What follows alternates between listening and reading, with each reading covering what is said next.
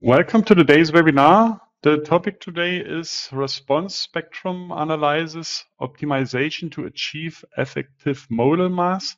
My name is Andreas Hörold. I'm responsible for marketing and public relations in the company Dlubal Software.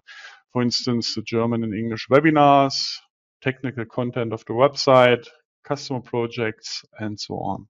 I will be the moderator today and I will answer your questions during the webinar. My colleague Thomas Eichner will be the presenter today. He is responsible for the development of the dynamic add-ons, and he works also in the customer support team. Okay, then I say some words how you can ask questions. At first, I switch off my webcam that you can see the full screen. Just press the button with the question mark, then enter your question in that field, press send, and I will receive your question and I will answer you. The other way is to watch the entire webinar and then email your questions to info@dlubal.com. Okay, that's for the moment all from my side. I hand over to Thomas. Thomas, it's your turn. So, thank you, Andreas, for your introduction, and also a hearty welcome from my side.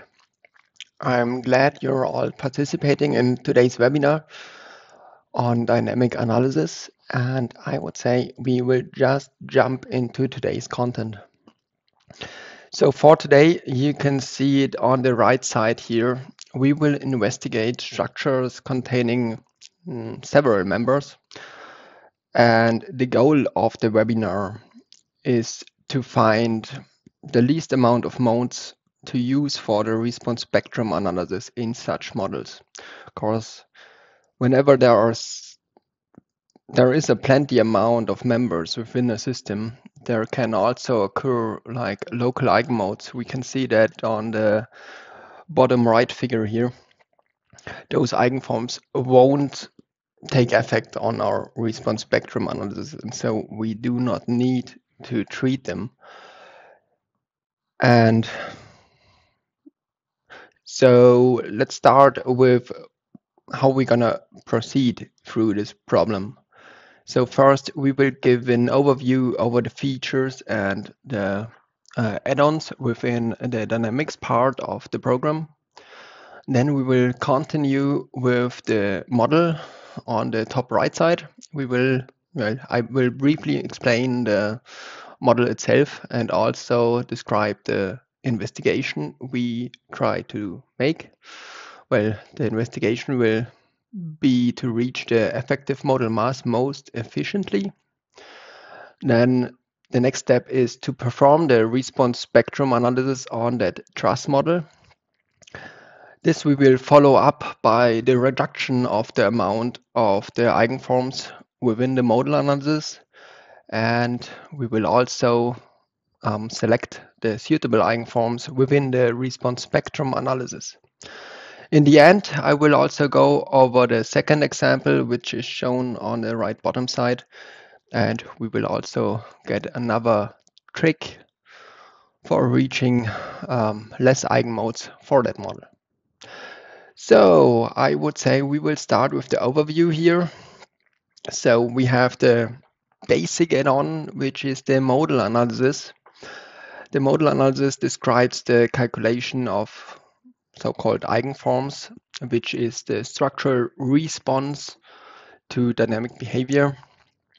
And the modal analysis is used for each other add-on. So each other add-on does need the modal analysis as well.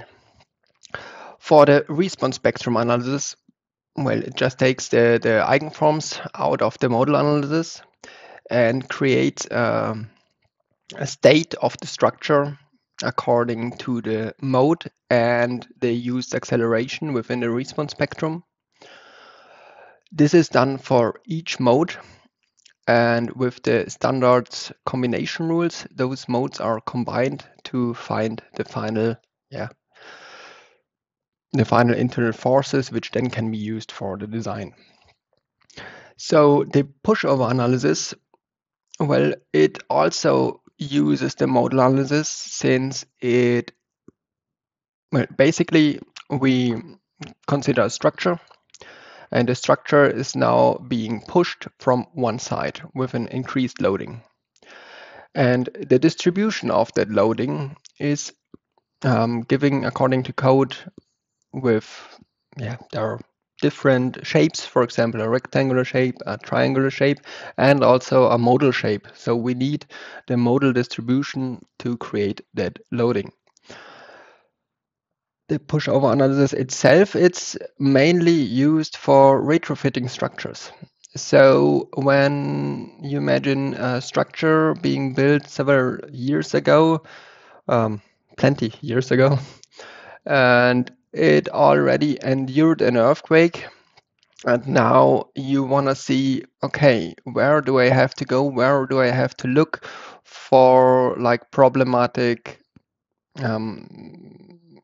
beams which could have yielded or could have been destroyed during the earthquake.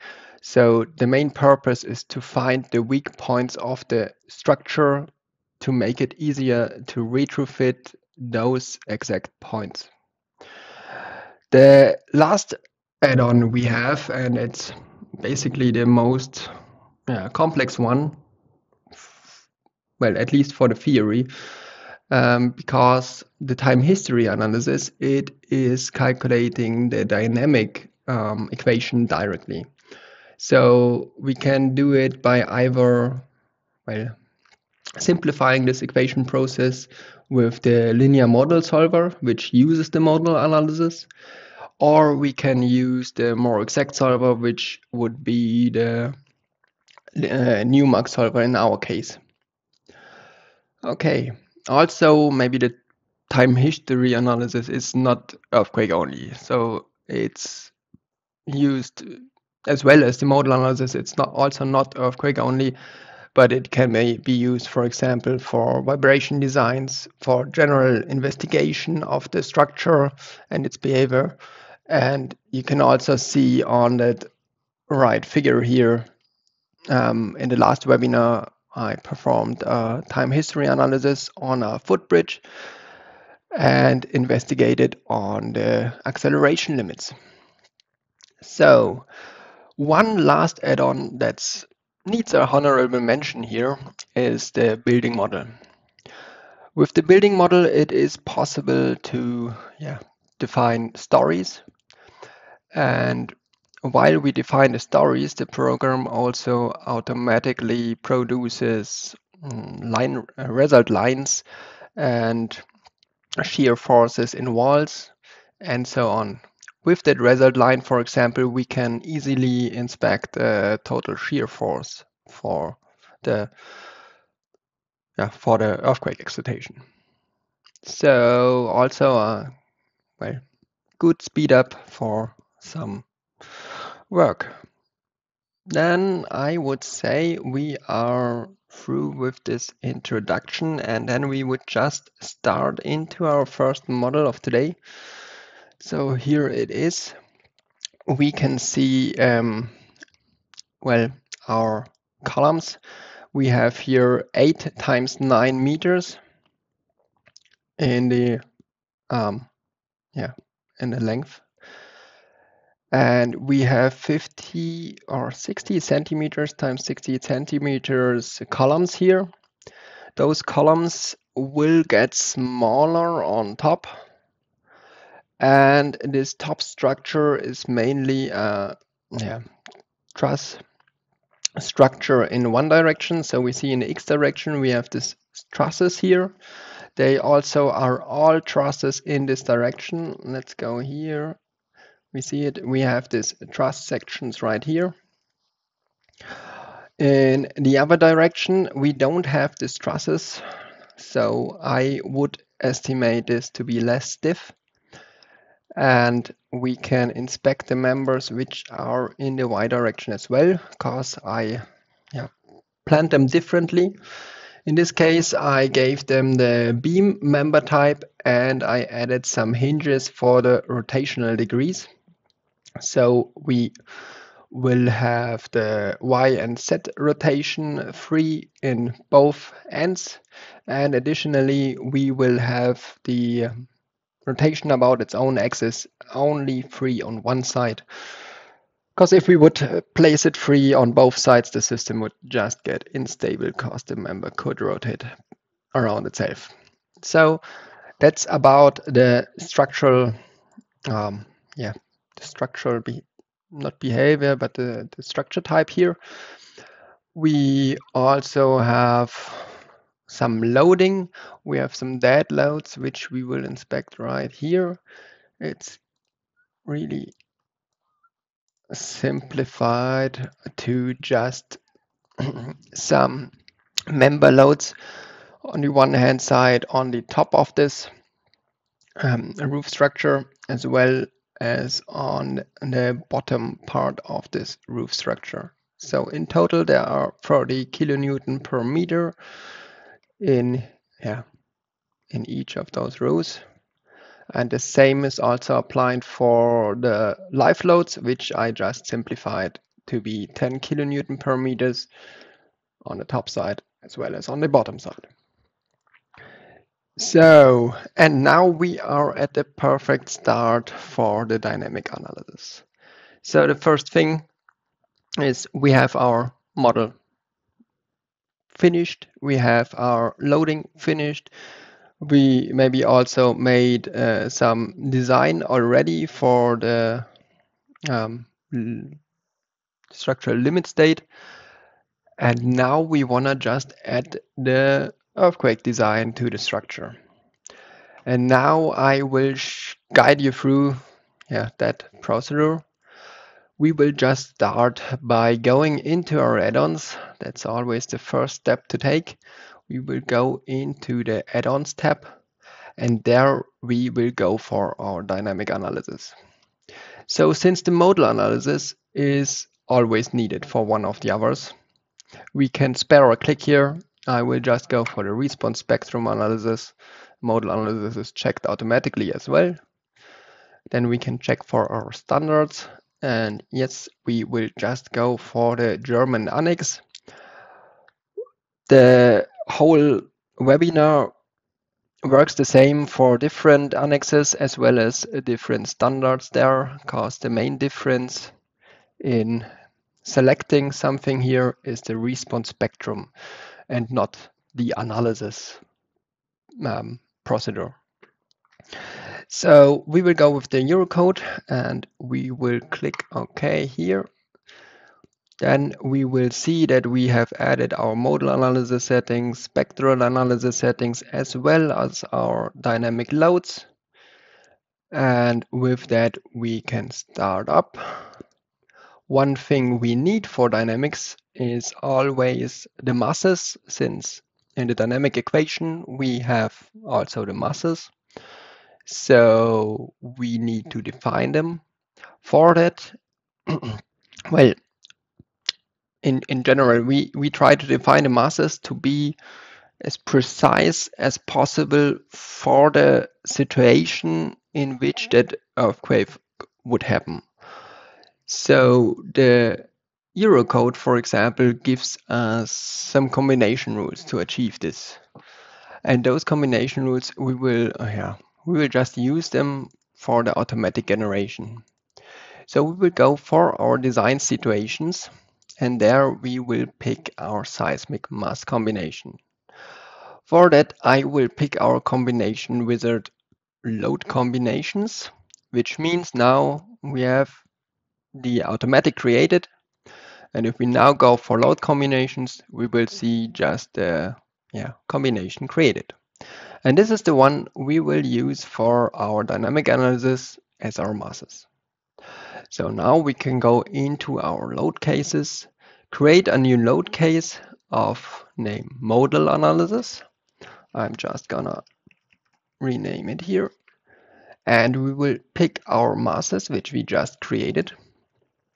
We will go into our modal analysis settings, just for you to see what we are going here first. Well, pretty much I will go for the root method of solving, since we will use that also later on for some automatics. And so I want to have it comparable in general. On the right side, we won't do anything yet. We will pick the consistent mass matrix and all directions will be active.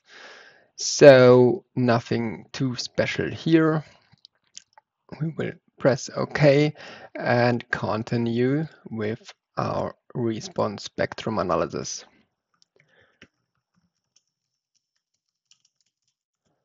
So within the response spectrum analysis, well, we almost always need to consider accidental torsion. So I will just directly activate it here, 5%. That's the way to go.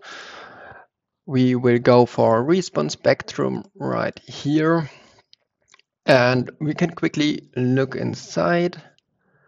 There we have an AGR value of 0.6. We have a ground type AR. If you're interested on how to pick those input values, we do have our snow and wind and seismic load maps, which can be seen right here. With that, you would be able to just click somewhere here and find your acceleration value right there. Also, as soon as you switch to the subsoil class, which is here, we can also find our subsoil class. Okay, so we won't go into we won't take like a specific site here. We just go for the standard values, which leads us to a nice 1 meter per square second peak acceleration. Also, if you're interested in those values in the gravity domain, we do now also have the toggle to switch between the visualization of a percentage of G or the absolute values. The same also applies for the tables. So now that's easily transferable. Okay. When that's done, we see we have the X and Y direction. That's here already finished. So the last thing would be to also give the results to our design add-on in the end. And this can be done by creating a new design situation. Let's go for the seismic situation in this case. And there it is. We will have to select something else here. If we rewind ourselves on the response spectrum analysis, we do work with results only, not with loads. That means we can't use these load combinations. We will need to use these result combinations. And therefore, it needs to be created because it's not automatically created by the program. So whenever you do this, you will look out to create a result combinations generator. With that done, we can select it for a seismic design situation and also see the outcome right here. There it is. We have our dead loads combined with our live loads as well as with the earthquake loads. Okay, so that's it for that. I would say for the modal analysis, that's the root. That's perfectly fine. Now we will just go for calculate all.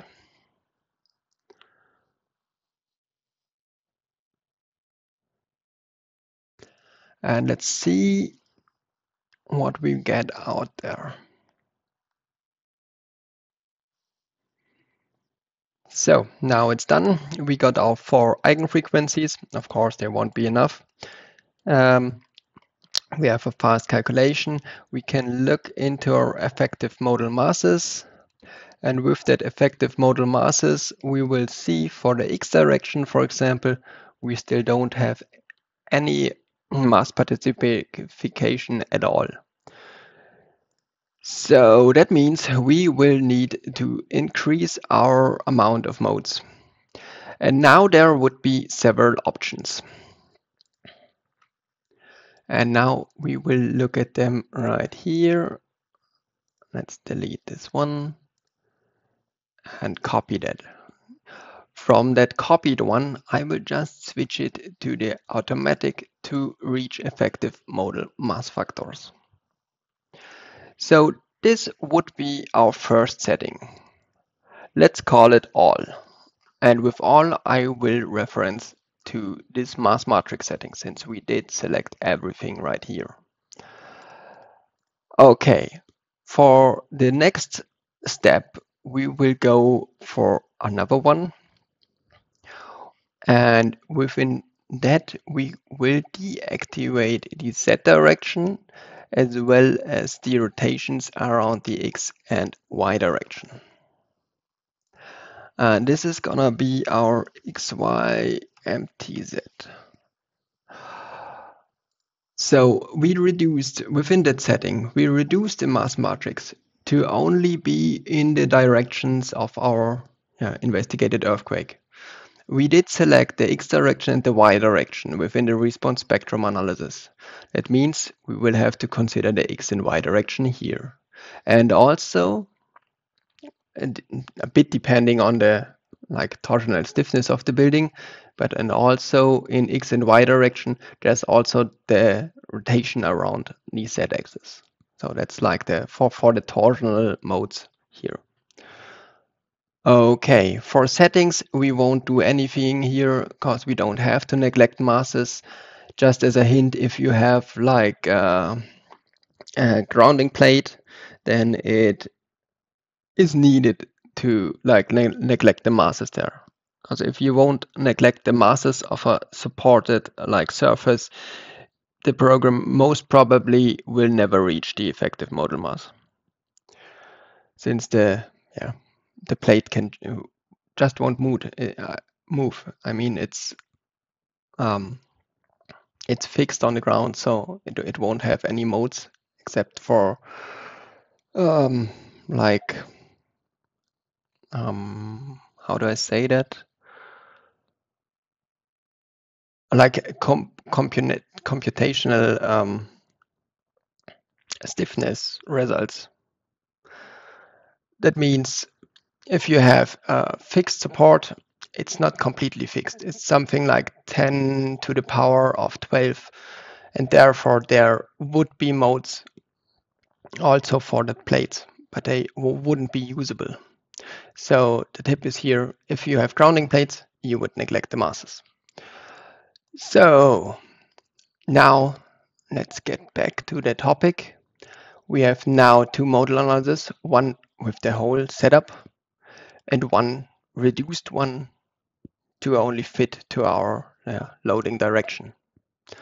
With that done, we can select the all here, and I'm also gonna do a copy paste of those two. For the top one, for the modal analysis now, for the second one, we will pick the X, Y, and Z settings.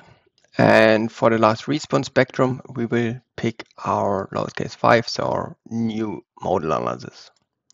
And now we will have something to compare. And for that, we will now have to calculate it.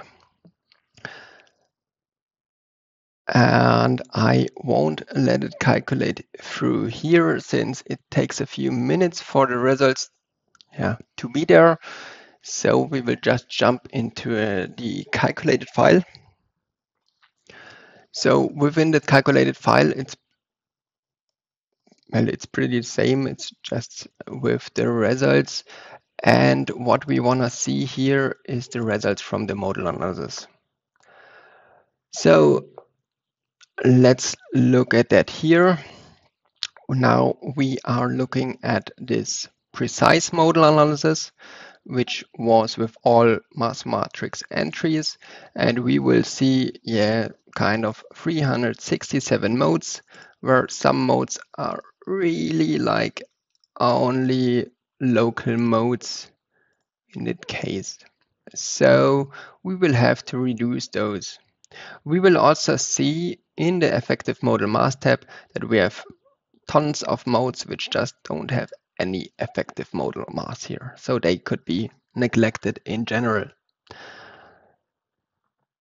Okay, so let's compare it to our second one. As a reminder, we have 367 modes here. We will go for our modal analysis X, Y, and Z. And there we will see we reduced the amount of modes drastically. We only are left with 70 modes here. So the mass matrix settings are one way to drastically reduce your eigenforms. Also, if you like to have some more speed within the modal analysis, we also have the possibility to change to the diagonal matrix here. Well, it's not as precise as the consistent matrix, but we also have to reconsider we are working in the earthquake field within the response spectrum analysis, and there are lots of uncertainties. And if you compare that all to, for example,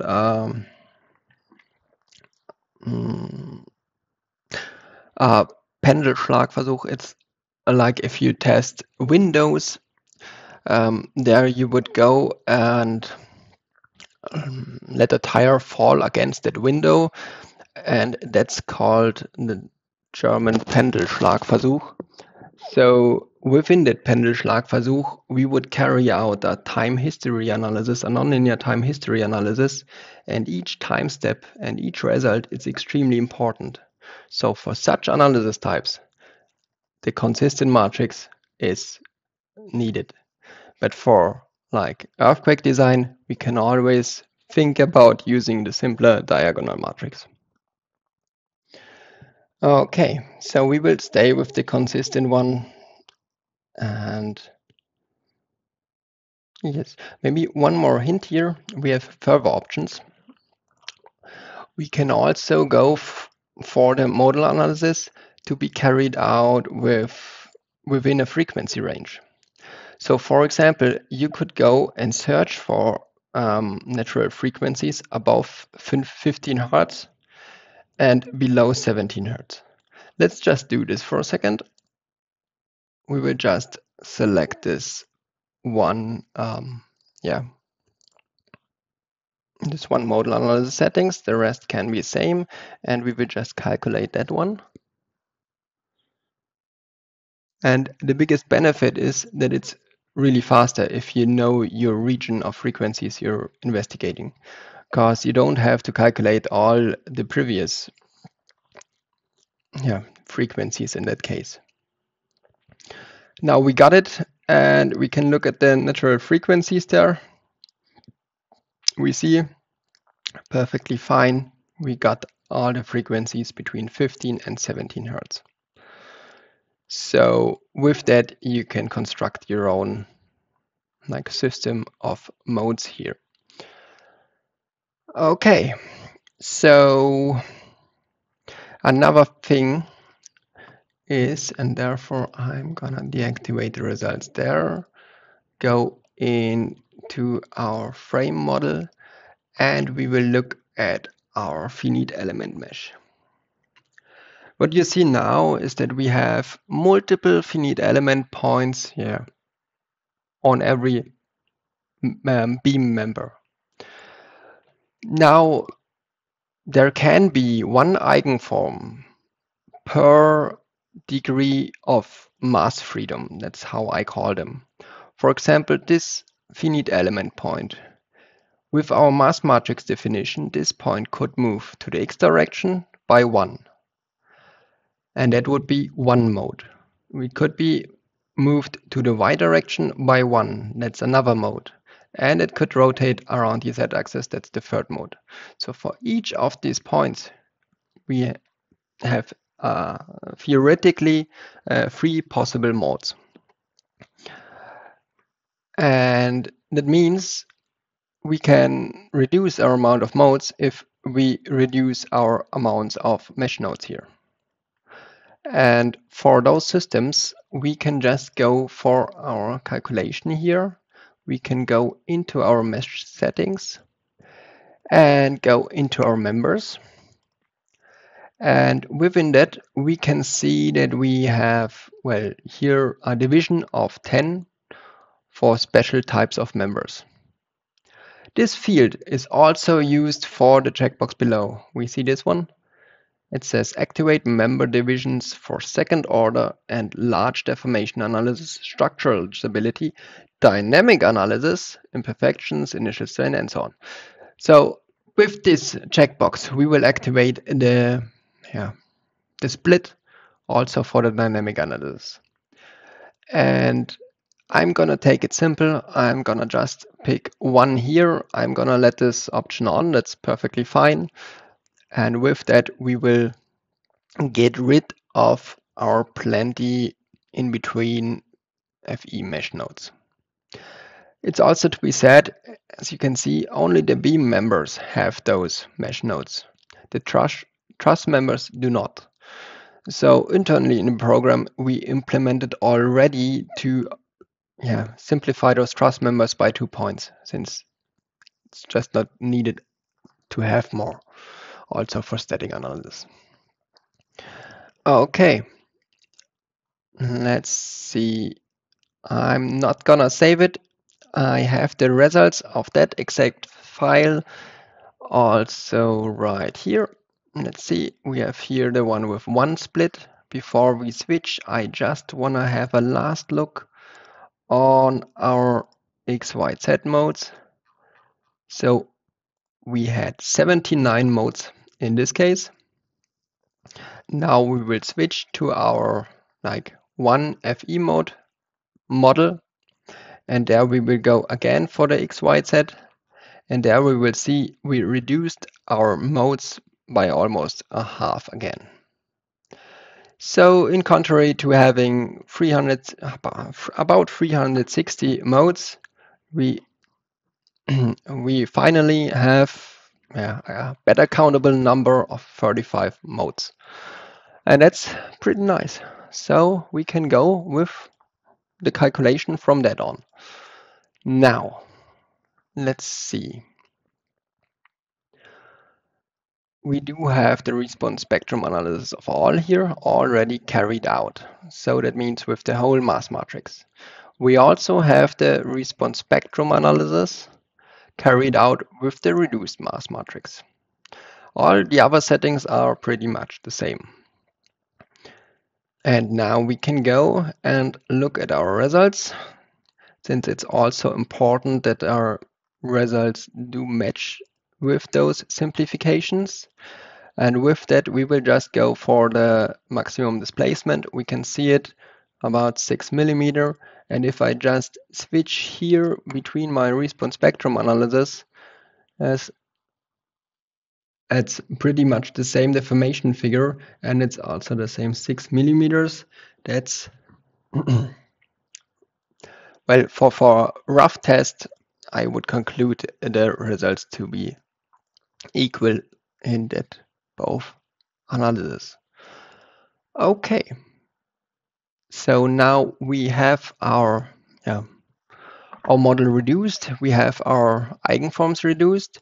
What I did not mention yet is the selection of the eigenmodes within the response spectrum. Because in general, we will go with the simplified one. In general, if we go for the selection of modes, this won't be on and just everything will be selected. So this would lead to 35 modes that need to be calculated. But since there are lots of zero modes, we can further reduce them here. We will just go for an effective mass ratio. We will neglect all the ones which are, let's say, that's some testing, all below 2%, and we will still be over 90% in the y direction, so that's possible.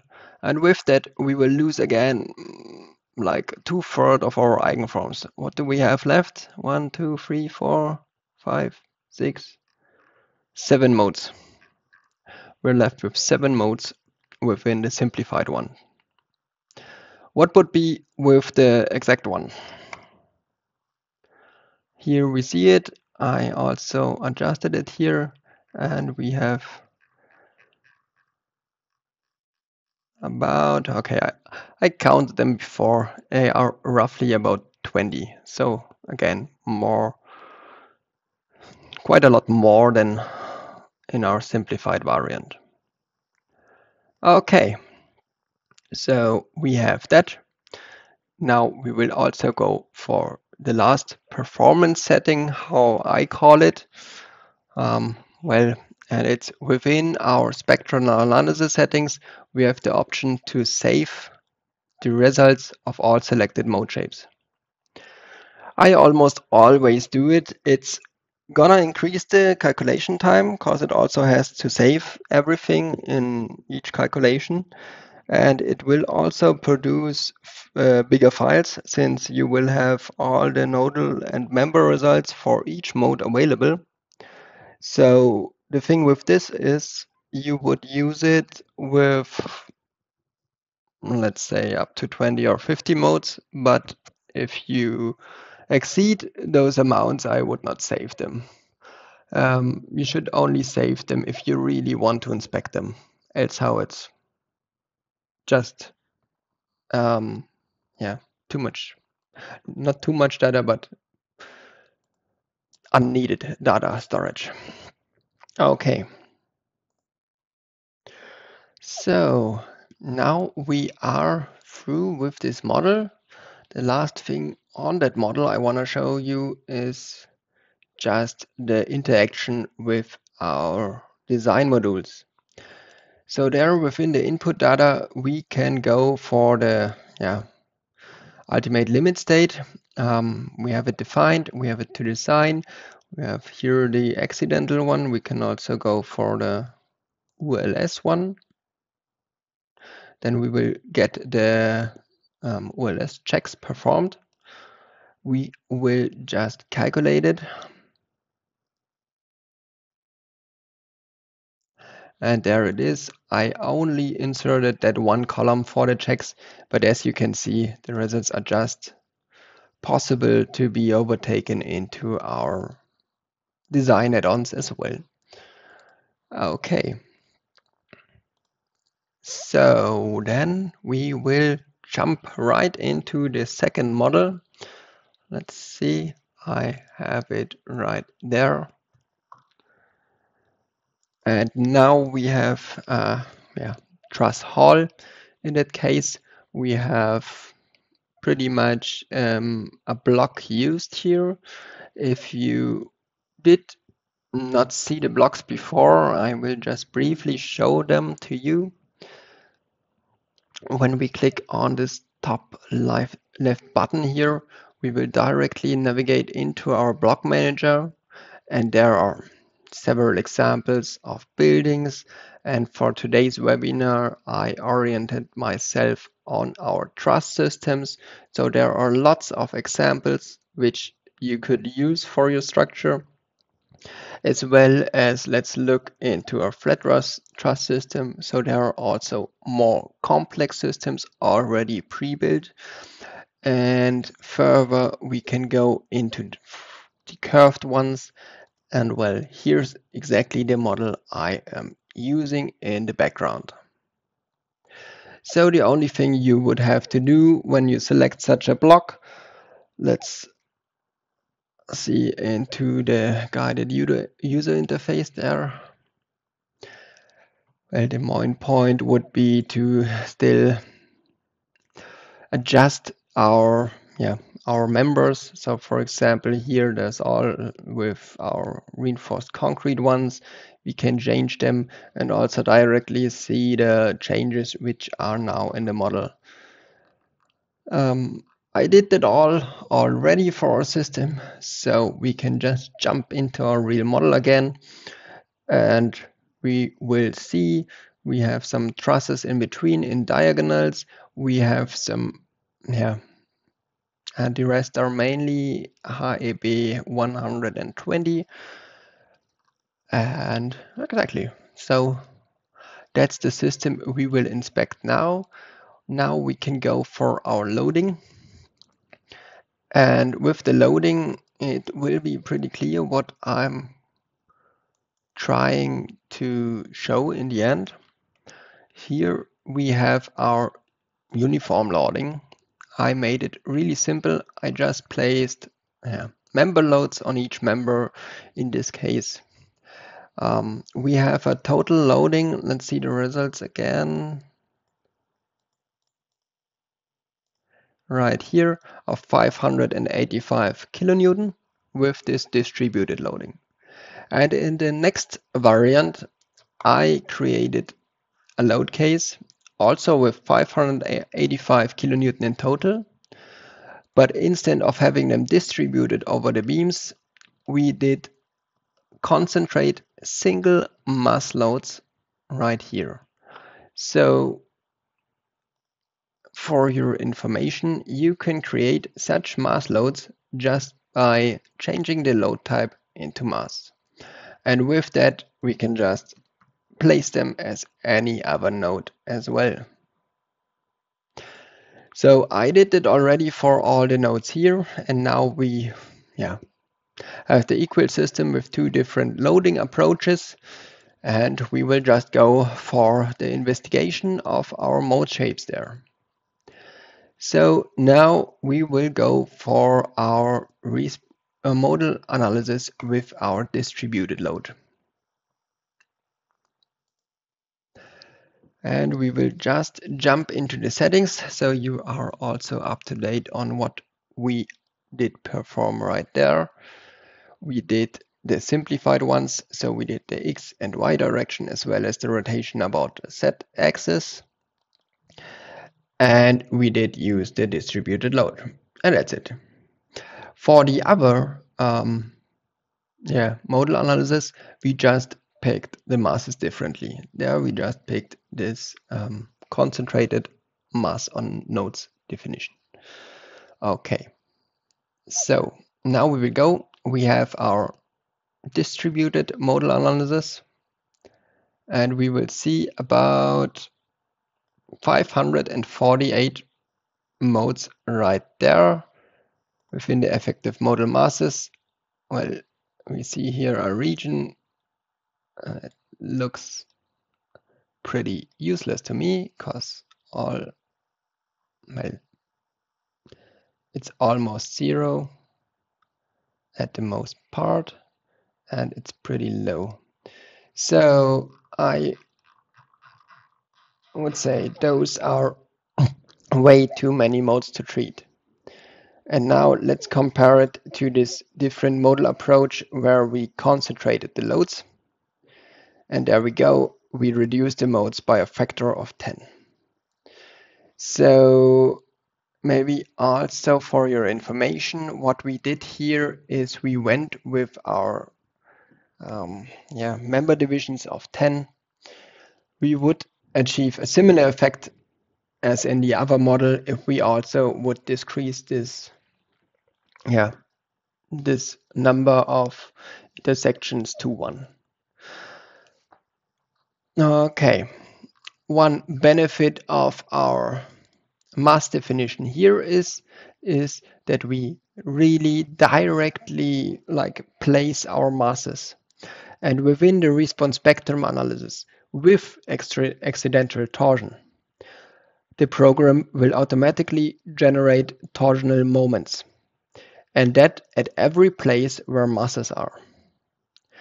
That means at members, for example, that are, let's say, modeled as with two hinges and they are not really torsional stiff, they will have a torsional moment in them.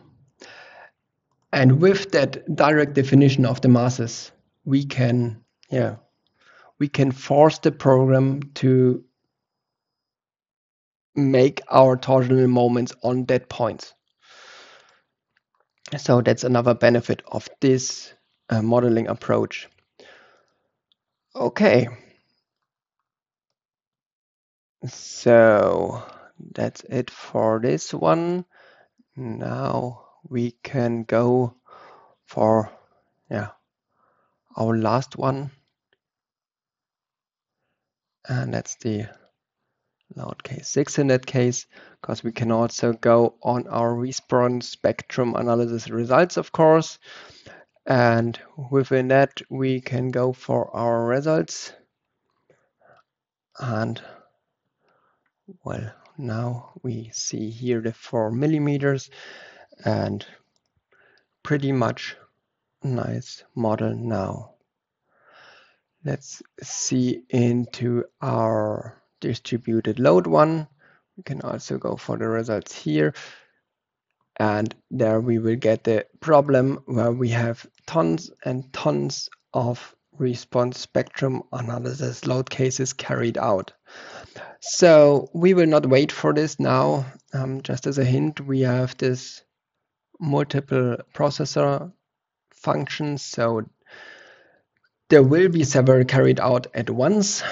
Nevertheless, those will just be too many to be done in a fast time. So the reductions of the modes should always be carried out. So let's go for the final conclusion here. So when we treat a trust model just like this, where we have tons of members and we do want to carry out a response spectrum analysis, then we can get into the problem of too many eigenforms very fast. And the possibilities to reduce these eigenforms are: we do adjust our model analysis settings, we do adjust our directions here, we do adjust also our mass matrix if wanted. We can go for the diagonal one. We do also want to neglect masses which are supported. We want to neglect surface masses if they are a ground plate. And okay, the next thing is we can go for our mesh settings. And reduce our member divisions to 1. And the last and the approach that is linked to the most work in the end is to directly define your masses wherever you want to have them. So those are all the possibilities for you to reduce the eigenforms. You can also use our special functions in the modal analysis to find frequencies above a frequency or below a frequency. This can also help in such situations, but they are suited only for very special cases. And so you would have to decide on your own which procedure would fit you best. Okay, well, then we are already done with today's webinar, and we will just jump into our presentation again. And right, I would say that's all from my side. I hope this whole topic was interesting for you and you have learned something from it, and I wish you a nice day. So see you. Bye-bye. Thank you, Thomas, for your presentation. I have a hint for you. You can get the add-on steel joints at a reduced price. Until the end of the month is the offer valid, and you can get 21% off. For more information, just click at the button on the bottom here, or you can scan the QR code. Okay, that's also all from my side. I thank you for your attention. Thanks to Thomas for the presentation. I wish all a nice rest of the day. Bye-bye.